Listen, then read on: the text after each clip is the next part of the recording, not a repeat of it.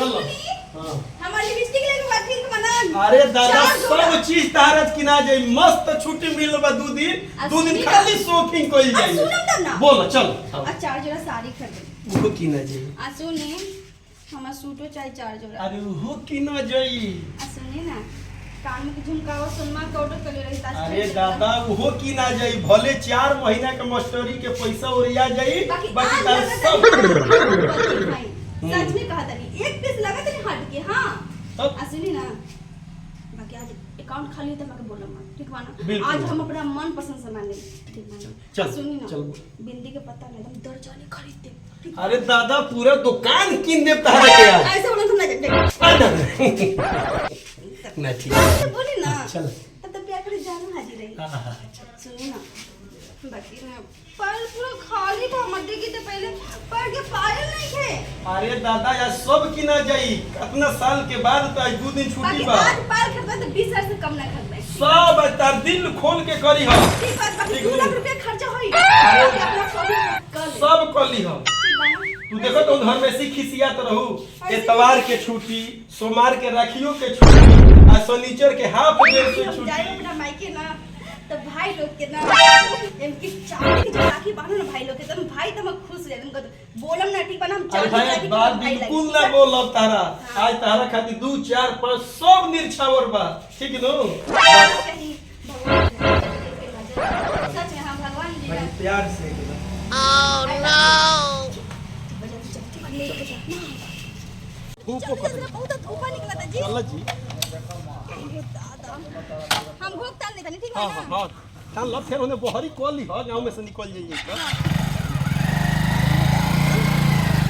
रुकी आ गई दुकान। आहा अरे रुको भाई हम तो खुदे लिया बनी तो यही से कहल बा कि मेहरारू साथे कहीं जाए के ना चाहे। लगा तो वही दुकान पे जब से देख रही ना कूलर के हम ऑर्डर करते रहे वही बस दिमाग एकदम सखी आ गया। चल सुनी ना बिछिया भी ले 3-4 जोड़ा। अरे ले ली जो जो तारा विचार होई भैया जवन जवन इल्ली हां तवन तवन सब दे दी। पहले तो पैर के पायल दिखा दी पहले ओकरा के झुमका दिखान कान के। बहुत पुराना दुकान है एजा के ठीक नो माने हम सदिया में ही जगह सुना। हां तारा शादी में सारा गहना एजे से गई रहे एकदम में वन के आंख मुंद के अपना नैहरो विदा कर कोई एजा से विदा कर दी।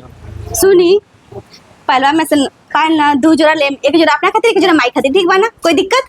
अरे दादा तू भौजाइयो खातिर लो ना हमरा कोनो दिक्कत नहीं के। सच में भैया 4 जोड़ा पायल दिखा दी ठीक बा 4 जोड़ा सब तार जो जो लेने के बाद एक अपना बहन खातिर एक अपना भाभी खातिर एक अपना भाई खातिर सब एकदम टेंशन मत लो बानू जी सब रेडी दुल्हनिया पायल दिखाई।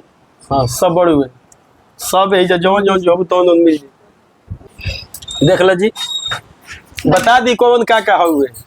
अरे बाजी चुप रहना रे पहले हम मन पसंद होके चाहिए। हां कल आई हो दादा कितना सुंदर बाजी। हां हां हमरा पर पता तो मस्त लगी ना तारा माइयो में ठीक लगी।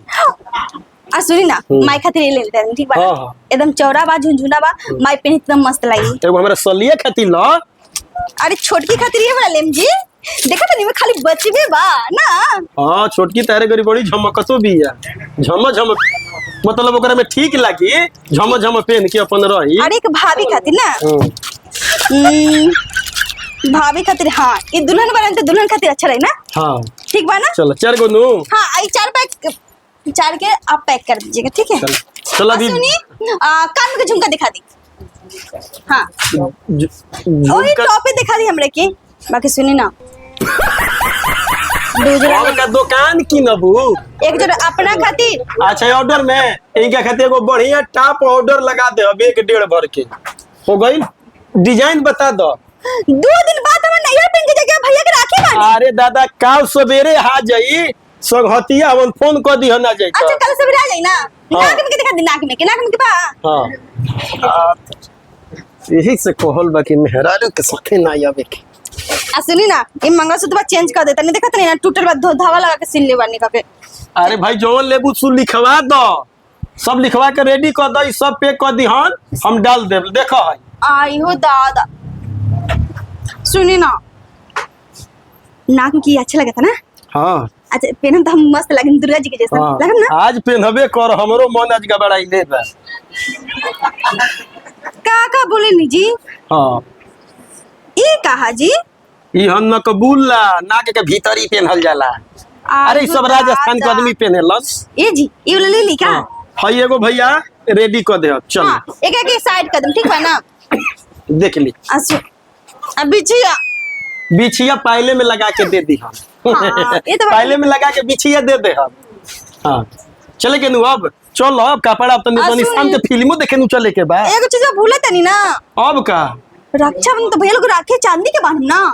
चांदी के राखी दिखा दी ना। चांदी के राखी बाजी। हां हाय तू महाराज एगो कहला पर मैं देखा दे तोर भर सक सब मेहरारू के बिगाड़ के रखले बा। हां भर सक नहीं की सब मरा से झगड़ा कर। सुनी ना देख जी। ले लनु। सुनी ना देखी ना रो देखी साला के हाथ में कैसन लागी देखम तब ना। अरे साला के हाथ में सब ठीक लगी। ई 4 को ले लेता नहीं, ठीक बा? चारों भाई खाती, ठीक बा? सुनी भैया ई चारों के पैक कर दे। चल सब पे करके अमाउंट बना दे, हम पे फोन से डाल दे। अब तो जब बाजार करके तो सब ले ले चलो जा। हां अभी तो पूरा भी मार्केट करेंगे बा, ठीक है? चल के नु। हां ठीक है चलो। तो साइकिल हटा ले हम के बाद सब किन लो ना तो फिर छुट्टी कब मिली कब ना मिली। मास्टर का नौकरी बड़ा बेकार हो गई। अरे ये आगे देख के चली। अच्छा ये अपन चाचा वाली ही है ना मारी। अच्छा हां ई काटल ही तो चाटल ले। हां तेरी के यही से मेहरारू के लेके हम ना चल अपने हम रोकता नहीं। अरे पागल नहीं क्या? यहाँ पर अच्छे से साड़ी मिलेगा, ठीक भाई? तू तो जानते बनी जाए पूरा टाउन भी फेल बा साता या एक नंबर सामान। ठीक नु सुनी चल हमार जे मन करी वो लेम, ठीक बा ना? सब तू ले लिह पूरा एकदम ये अपन घर के सामान बा। आई हो हाँ आरे बाजारे गइला के दरकार नहीं कोई जा ठगी बा जा एकदम फर्स्ट क्लास लो ना। ये जी सुनी ना देखो चुंदरी साड़ी कितना सुंदर बना। दादा हम आप तो हम एक दुगो ना लेम, एक 8 पीस लेम, ठीक बा ना? कुछ बोलम मत, ठीक बा? चुप रही। ए भैया अरे हमके दिखा दी। आई हो दादा ये जी ये सरिया बहुत अच्छा लगे हमें, बहुत अच्छा लगे हमें। देखो ज्यादा के नहीं खे जी 2022-25 के बा। ए जी यही से तू तार के लिया लिए नहीं। हाँ इतना साता कपड़ा पूरा यार वही में ना मिली। हमरा देह पर एकदम मस्त। हाँ दादा तारा पतना देखो तो पूरा मार्केट में एकदम पूरा हमनी के जवार पत्थर की मार्केट है। अरे अच्छा अच्छा दिखाई जी साड़ी। एक रखे तो सबसे पहले साइड करी। ए भैया अच्छा अच्छा दिखाई ना भैया। देखिए मैरून कलर आएगा। अरे बाप रे ये जी ई तो माई पे एक नंबर तहरा लागी। माई पे तो लगबे करे। ए जे कहत नहीं कि अच्छा दुकान में चली, ई दुकान में ना अच्छा अच्छा चीज मिलेला, ठीक बा ना? बाकी अच्छा क्वालिटी बा ना, कोई बात नहीं। अच्छा क्वालिटी बा दाम साता बा। भाई खातिर एगो लाल में भाभी खातिर ले लेतनी। एगो लाल दे दी चाहे पीला कलर के। कोई दे हां ओसई दिखाई वही में दिखाई।